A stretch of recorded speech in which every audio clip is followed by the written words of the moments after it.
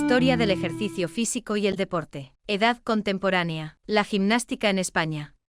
La actividad física educativa en España ha ido evolucionando con contenidos, objetivos e incluso nombres diferentes a lo largo de su historia, desde la crianza física en el siglo XVIII, pasando por la gimnástica y la gimnasia hasta la actual educación física. Por ello, analizaremos se desarrolló a través de la historia dividiéndola en 7 etapas diferentes. Primera etapa de antecedentes, desde sus inicios hasta el siglo XIX. Segunda etapa de precursores. Inicios del siglo XIX hasta 1880. Tercera etapa de los iniciadores, de 1880 hasta 1911. Cuarta etapa de politización, de 1911 a 1945. Quinta etapa de consolidación, de 1945 a 1970. Sexta etapa de democratización, de 1970 a 1990. Y séptima etapa de integración, de 1990 hasta el siglo XXI. En esta primera etapa analizaremos las aportaciones a la enseñanza del ejercicio físico educativo de personajes como San Isidoro, Juan Luis Vives, Cristóbal Méndez, Juan de Mairena, Jovellanos, Amorós y la crianza física. San Isidoro de Sevilla fue obispo de Sevilla durante más de 30 años y es considerado el último padre de la Iglesia. Escribió su obra Etimologías, en la que recopila todos los conocimientos de la época y anteriores, por lo que se considera la primera base de datos. A través de ella conocemos todos los juegos, ejercicios y espectáculos, de la época romana hasta los visigodos. Juan Luis Vives, pedagogo valenciano, cuyo objetivo era vivificar el cuerpo para evitar con ello su embrutecimiento. En sus obras De Disciplinis 1531 y De Ratione Studii Puerilis 1523, defendió la inclusión de las actividades físicas en el programa educativo para preparar al individuo para las exigencias de la vida, colaborar en la formación de su personalidad, endurecerle corporalmente y canalizar su violencia. Cristóbal Méndez fue un médico natural de Lepe, Huelva, que publicó en Sevilla en 1553 una obra titulada Libro del ejercicio corporal y sus provechos, por el cual cada uno podrá entender qué ejercicio le sea necesario para conservar la salud, dividido en 4 tratados, en los que expuso, desde un punto de vista médico, los beneficios de la práctica del ejercicio físico para la salud, además de su correcta ejecución y postura, objetivos y la mejor época del año para realizarlos, así como la terapia para prevenir lesiones. Juan de Mariana fue un economista, sacerdote y escritor, que en su obra De Rege et Regis Institutione 1599 estableció una clasificación del ejercicio físico en función de su finalidad y sus efectos. Puso todo su empeño en resaltar los aspectos educativos de los ejercicios físicos para la formación física, frente a su exclusivo empleo premilitar. Afirmaba que para remediar los males de la masa era necesario la buena educación de los caudillos, la cual debía comenzarse a los 7 años, de manera intelectual, moral y con ejercicios físicos que consideraba básicos para la preparación del príncipe como carreras, danzas, equitación, juegos de pelota, juegos de cañas y caza, desaconsejando las luchas mano a mano y cualquier otra actividad que implicase manoseo, o cualquier otra forma de derribo del cuerpo. La Sociedad Holandesa de las Ciencias convocó un premio sobre estudios científicos, que en 1762 fue ganado por Jacques Ballexer, con un estudio titulado Dissertation sur l'éducation physique des enfants, siendo el primer texto donde se hablaba de educación physique.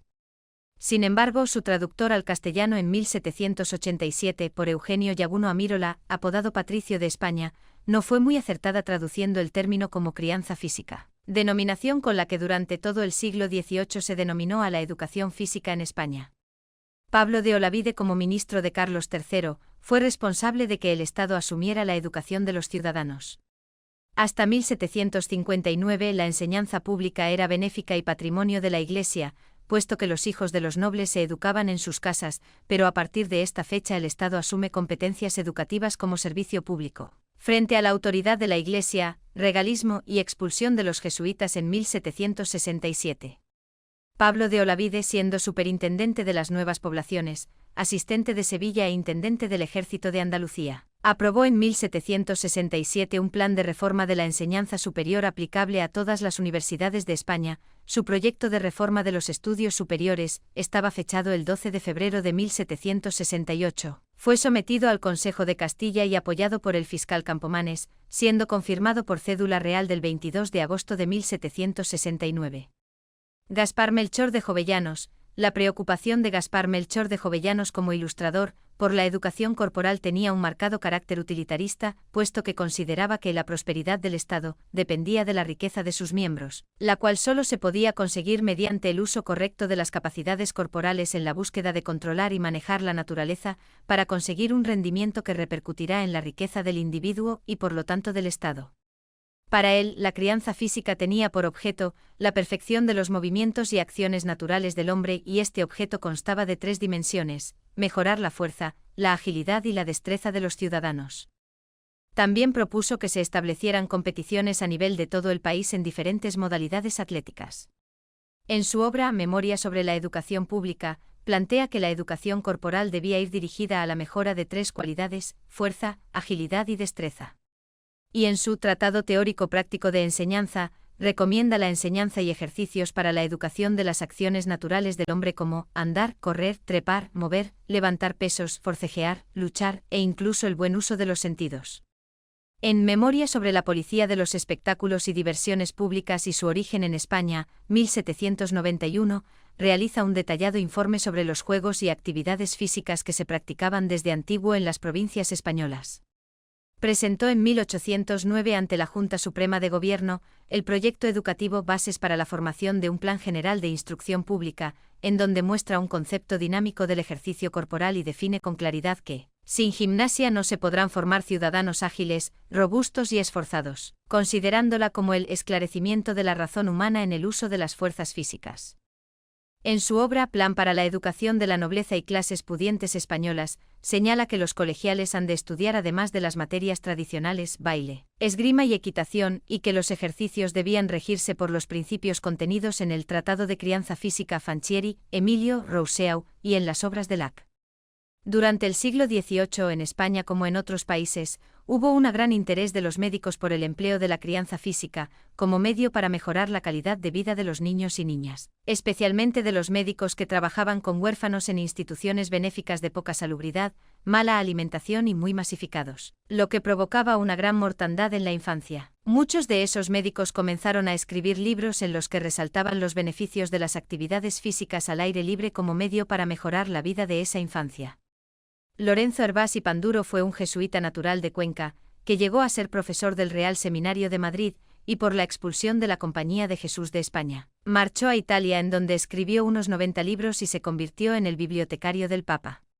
Consideraba al juego como el elemento básico para el desarrollo de las cualidades del niño y la niña desde el nacimiento hasta los 7 años, para su desarrollo orgánico, y hasta los 14 en niños y los 12 en niñas, para su formación física ideal y como distracción en los tiempos de descanso del trabajo intelectual. Recomendaba que la práctica del juego fuera continuada en el tiempo. Su gran obra fue Idea del Universo, dividida en 3 partes, y en la primera parte revisa los conocimientos anatómicos de la época, poniendo en relación las funciones del alma en consonancia con las acciones del cuerpo, al que considera una estupenda máquina. En esa misma parte también lleva a cabo un tratado de educación, que divide en educación física, intelectual, moral y religiosa. Para él la educación es un arte que tiene como fin llevar los impulsos naturales del hombre hacia la virtud y la vida social. Se mostró partidario de que todos recibieran instrucción, aunque en la medida de sus capacidades. Era partidario de la crianza familiar y en concreto de la materna. Josefa Amar y Borbón era hija del pediatra José Amar y Arguedas. Fue socia de mérito de la Real Sociedad Aragonesa de Amigos del País y de la Junta de Damas de Honor y Mérito de Madrid, en donde a partir de 1795 se crearon unas comisiones destinadas a resolver cuestiones en orden a la educación física y moral de las mujeres. Lo que Locke aconsejaba para los niños, ella lo aplicaba para las niñas. Su obra está dirigida a las mujeres de clase social pudiente y no para las de clase baja, a las que les bastaba con saber hacer por sí mismas los oficios mecánicos de la casa. Josefa Amar escribió numerosas obras, entre las que destacan aquellas dedicadas a valorar el papel de la mujer en la sociedad y a defender su igualdad de talentos ante el hombre, como Discurso en defensa del talento de las mujeres, 1786, y Discurso sobre la educación física y moral de las mujeres, 1790. En esta última, da un papel protagonista a la mujer en la crianza física de los niños, dando normas y consejos para educar convenientemente a las niñas, capacitándolas para la labor que debían cumplir socialmente. Agustín Ginestá de Segovia Cirujano catalán que en 1783 fue profesor sustituto en el Real Colegio de Cirugía de Barcelona y en 1789 obtuvo la plaza de catedrático de partos y enfermedades de mujeres y niños en el Real Colegio de San Carlos en Madrid. Escribió diversas obras, entre las que destaca por su vinculación con la crianza física, El conservador de los niños, en la que plantea a las madres consejos y observaciones para el cuidado de los niños recién nacidos y durante sus primeros años de vida. Esta obra fue calificada por otros catedráticos del Real Colegio de Cirugía de San Carlos, de donde también era catedrático Ginestá, como una obra fundamental para la educación, tanto física como moral, de los infantes. Santiago García Tejerizo, médico de la Inclusa de Madrid, que escribió una obra titulada Instituciones sobre la crianza física de los niños expósitos, 1794, en la que ante la gran mortandad infantil que se producía en este tipo de centros, planteó un método en 12 capítulos sobre normas higiénicas, de alimentación y de actividades físicas que mejoraran la salud de estos niños.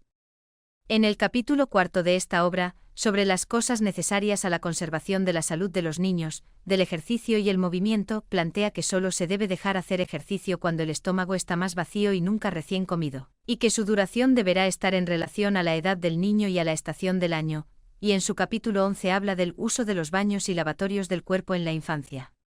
En la segunda etapa de los precursores, desde inicios del siglo XIX hasta 1880, se analizarán la evolución de conceptos de la gimnasia desde los primeros intentos de Amorós y el conde de Villalobos, pasando por la gimnástica, la gimnasia higiénica, la gimnasia militar, hasta el primer intento de incorporar la gimnasia a los planes educativos. En 1805 el capitán Boitel del regimiento Wimpfen de guardias suizos acuartelado en Barcelona, fue nombrado en Madrid director de la recién creada Escuela Pestalozziana. Sin embargo, unos meses después, en 1806, el secretario particular de Godoy, Francisco Amorós, marqués de Sotelo, le sustituyó como director de la escuela y le cambió el nombre por el de Real Instituto Militar Pestalozziano, para la preparación de jóvenes que quisieran seguir la carrera militar, aunque no exclusivamente.